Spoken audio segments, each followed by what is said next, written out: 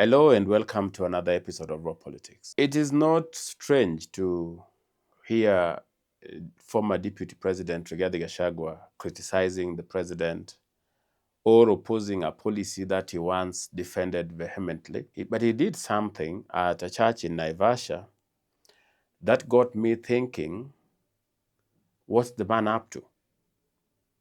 Rigathi Gachagua, in a church, alleged that President Ruto has ordered that illicit brew, the most dangerous ones, be taken to Mount Kenya to kill the youths. I'm not exaggerating. You can find the video. To kill the youths so that the population of the region can go down. He ended by saying that because there's an explicit order from the president, the police, regional administration, and everybody else has been ordered not to interfere with the sale of this dangerous brew. And he said that this is one of the reasons why he was removed from office, so that the president could poison his people and ensure that their population is reduced.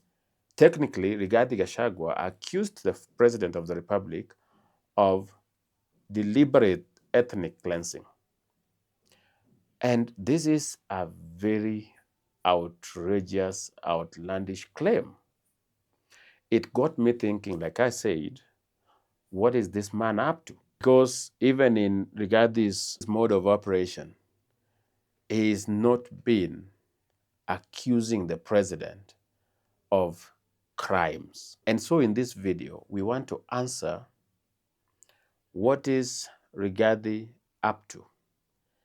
And whether this new plan and objectives will yield the desired fruit for him. If that is something you want to hear about, I urge you to stay tuned till the end of the video. And if you are watching for the first time, just subscribe to the channel so that you don't miss similar videos. Ladies and gentlemen, I said that Rigathi Gachagua should have retired to lead a private life. Of course, he has refused to do so. He is persuaded that being loved by the Mount Kenya people, he can use that to blackmail or to negotiate for better things and bigger things with other leaders from other regions. So Rigathi Gachagua is not going to go into a quiet life of an impeached leader. No, he has decided to turn himself into the actual leader of opposition in the country. I have told you that this is a deliberate move to ensure that he is the go-to person in Mount Kenya, and that gives him leverage. He can now use the support he enjoys in the mountain to bargain with other leaders for special favors. Let's say he can go and tell Kalonzo Musyoka, I would bring you Mount Kenya, what do I get? Because he knows he can't vie, he knows he cannot be appointed anywhere, but his businesses can benefit greatly when he has favors with the powers that be. So that is why Rigathi Gachagua is still in the limelight. However, being in the limelight and trying to consolidate your region for purposes of bargaining for political power is not strange. Actually, I said he had two options. One was to go quietly and relax and come back maybe later. When he comes back later, he comes back a very strong person. That is what I suggested as the best option. But I also gave another option. I said he can still go and be aggressive and campaign and ensure that everybody in Mount Kenya is under him and is the one deciding who becomes MP, who becomes MCA. And regarding being a businessman, he is likely to extort these people and make a lot of money in the process. So that is not strange. It's expected that Rigathi could do either. He could have gone quietly or be abrasive and ensure he has the tight control of Mount Kenya. But there is something that is happening that makes me wonder what Rigathi is up to. Rigathi is now not just opposed to government policies that he supported 100%. Rigathi is now accusing President Ruto of trying to eliminate Kikuyus from the face of Kenya. In fact, he even invoked God and said, but their God will not allow their tribe to vanish. That is a very grave allegation. It is serious because that is what warlords and other dictators are accused of. Matters of issues of genocide or ethnic cleansing. When you accuse somebody of ethnic cleansing or suggest that they are doing a genocide against your people, that is not some light accusation. And so once again, I asked myself, what is Rigathi up to? In my opinion, Rigathi has two objectives. Two objectives. The fact that President Ruto has now created two centers of power in Mount Kenya, Rigathi is a little bit scared because his expectation was that Uhuru Kenyatta would come back and would join him, having paved way for him anyway. Because initially nobody liked Uhuru. Rigathi campaigned for Uhuru, said he's our undisputed king, and he does not want to hear anybody challenging Uhuru in the mountain. And so when Uhuru Kenyatta came, he was celebrated. So Rigathi's expectation was that Uhuru Kenyatta will be grateful and join forces with him in opposing William Ruto. But Uhuru Kenyatta is still not very happy with Rigathi Gachagua. He was his PA, by the way, so they might be having personal issues because even how Uhuru Kenyatta was treating Rigathi Gachagua during the period leading to 2022 was really unfair. He had zeroed in on the man. And so it was not very easy. And when Rigathi also took over power, he focused on destroying Uhuru Kenyatta politically and even economically. And so Uhuru Kenyatta had an option of joining Rigathi Gachagua or coming back to William Ruto, who he didn't like. And he said Ruto was a lesser evil.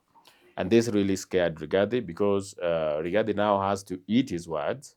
He has to tell people that Uhuru Kenyatta is not our kingpin, he's a traitor. Remember, he had said that Uhuru Kenyatta had told them not to support Ruto, that Uhuru Kenyatta was a very wise man that they never listened to. And he promised that they will never ignore advice from Uhuru Kenyatta. So going back to the people and telling them that moving forward, I want you to ignore listening to Uhuru Kenyatta was going to be confusing. So that is why I think Rigathi has escalated his attacks on the president, bordering incitement now. I think Rigathi is aiming to achieve two things, two objectives. One, if he provokes the president enough, he hopes that the president will go after him individually. Because remember, the president has ignored Rigathi literally. Even when he says what, the president has ignored it. He ignored him before impeachment, and he has ignored him even now. He has ignored him literally. Okay? So, he hopes to annoy the president enough, because when you drag somebody of the caliber of the president and accuse him of directing that poisonous alcohol be sent specifically to your region to eliminate your people, he's doing that so that the president can respond and so that they can have an exchange one-on-one with the president. That will elevate him, because so far the president has ignored him. But also he hopes that in the same breath, he hopes that the president can go after him, maybe use the police or what, and he becomes some persecuted martyr of the Kikuyu nation.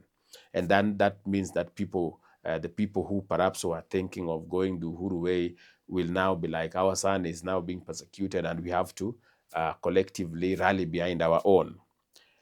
That is one hope. He hopes that it provokes the president enough that the president goes after him, either verbally or otherwise. My advice is that the president should continue ignoring Rigathi Gachagua. Even if he accused the president of causing rain, if he accused the president of the jam leading to Shago, whatever it is, even if he was to attack the president's family, My advice, unsolicited by the way, is that the president continues to ignore Rigathi Gachagua. Because going after him, you know how politics work. In politics, if you are an underdog and you are attacked by somebody who is powerful, people will sympathize with you. Human beings are created to sympathize with an underdog. That is why, as a man, just an example, if a woman was torturing you, people will tend to laugh. It is not something that is really making people sad. But because they are persuaded as a man, you're supposed to be stronger and other things. But if you are to really harass a woman or attack her or assault her, then people become really sad because they become very sympathetic because people tend to sympathize with an underdog. And in this case, if the president was to go after the former deputy president, the former deputy president is a Raia and thus an underdog. And people will sympathize with him, even those who are not within the mountain. And that is what Rigathi hopes to achieve as one objective. Objective number one is to ensure that the president goes after him because that one gives him political bonga point. And the president has ignored him since. And I hope the president continues to ignore him. Because the result is that you are going to build a martyr out of Rigathi Gachagua. Okay? Number two objective, if you ask me what Rigathi intends to achieve with these reckless remarks, is creating tribal tensions. And there is a goal for this, by the way. Rigathi is not happy that most Kikuyus in the diaspora are living happily with the Kalenjins. And so his hope is if he can create tension between these communities, then it will galvanize the community behind him. By accusing Ruto of being behind poisonous alcohol to his region with the aim of eliminating them so that they become fewer in number, he is simply saying that Kalenjins are trying to reduce our number so that they continue being in power. And he does this with the hope that this will incite his community so much against the Kalenjin and their president that there can be tensions between these communities. I even saw this play during the elections of 2022, where Uhuru's campaign team and others tried to incite people using the unfortunate events of 2007. So they would be like, we remember what happened to our people, etc. The intention was to bring a wedge between Kikuyus and Kalenjin so that Kikuyus would join with Luos and vote for Raila. That did not work. People saw through them and people value peace. Even currently, I am persuaded that normal people, however bitter they are with William Ruto, they can see through Rigathi Gachagua and see that this is nonsense. Trying to bring tribal hatred between these two communities, that will not work. Rigathi knows that, but he also believes that if he causes tension between Kalenjin and Kikuyus, it will really affect the economy and it will affect the peace of the country and other things. And of course, with the hope that it will now galvanize people under him as their savior. And if the president was to also attack him, he becomes some small god, some small teen god in the mountain. And those are the things Rigathi wants. So if you ask me what is Rigathi's goal, I'll tell you that Rigathi is scared that he doesn't have the full control of Mount Kenya. And he has desired that. You see, Rigathi has always desired, Rigathi has always desired to control Mount Kenya the way the likes of Raila control Luoland, where he is the only voice you can listen to, where he is the only door you have to knock to get to the mountain, where he is the one deciding who becomes what, where. But he's feeling like this is not happening as he expected because the MPs don't listen to him. He has a handful. The rest are saying, even if we don't get our seats back, we don't care. Uhuru, whom he wasted time praising and rebuilding in the region, has rejected him and even nominated people into Ruto's government, and is persuaded that these people are going to go to the ground and tell people about government policies, and they also act as an alternative voice in the region. And so this is really scaring this man. He feels like this cannot be allowed to happen. And he's looking at what Uhuru is doing, and he feels like Uhuru is going to create another center of power. Kavogo in Kiambu, you have Mutahi Kagwe in Nyeri, you have the likes of Lee Kinyanjui from Nakuru, and then in Laikipia. So he is looking at this and is feeling like if these voices are allowed to also be heard, it will create opposition in Mount Kenya, and he does not want that. So that's why he's scaling things up. He's escalating things up so that he attacks the president, hoping the president is going to go after him. Then it makes him some defender or some community defender who is sacrificing his all to defend the community against an authoritarian president. And like I said, an underdog, people will sympathize with him, but also he hopes that through all this recklessness, he brings conflict between the Kalenjins and the Kikuyus, so that at the end of the day, what happens? We call it siege mentality, so that the Kikuyus feel like the only person standing between us and annihilation is one Rigathi Gachagua, meaning they will all try to rally behind Rigathi Gachagua, even if they don't agree with him. This is just a power play, ladies and gentlemen, if you ask me. Rigathi is simply trying his level best to remain relevant, but not just that, to also have full control of Mount Kenya. Will it bear results? Now, this will not work, in my opinion. Why? Because President Ruto, I am not overestimating his ability, but if you've studied President Ruto, that is how he plays his politics. He understands who the opponent is, and then he chooses when to go after that opponent, when it will have the most impact. Even when he was still under Uhuru Kenyatta and they had differed, President Ruto would be even invited for a media interview and be asked about President Uhuru, and he would say he cannot discuss his boss.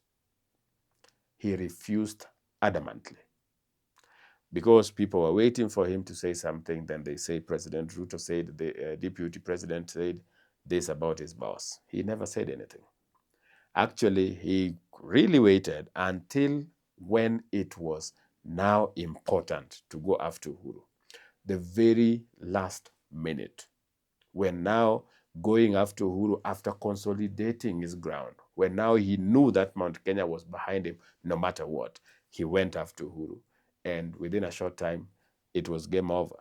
Rigathi Gachagua does not know that. Rigathi Gachagua started bad-mouthing Ruto when he was still calling him my friend and my boss. And he was still already bad-mouthing him and even blackmailing him, always reminding him of how they voted for him and etc. So Ruto is somebody who studies you keenly, and he has studied Rigathi. He knows that Rigathi is reckless in terms of talks and reckless in terms of action. So he believes Rigathi will will say things that will not make him popular.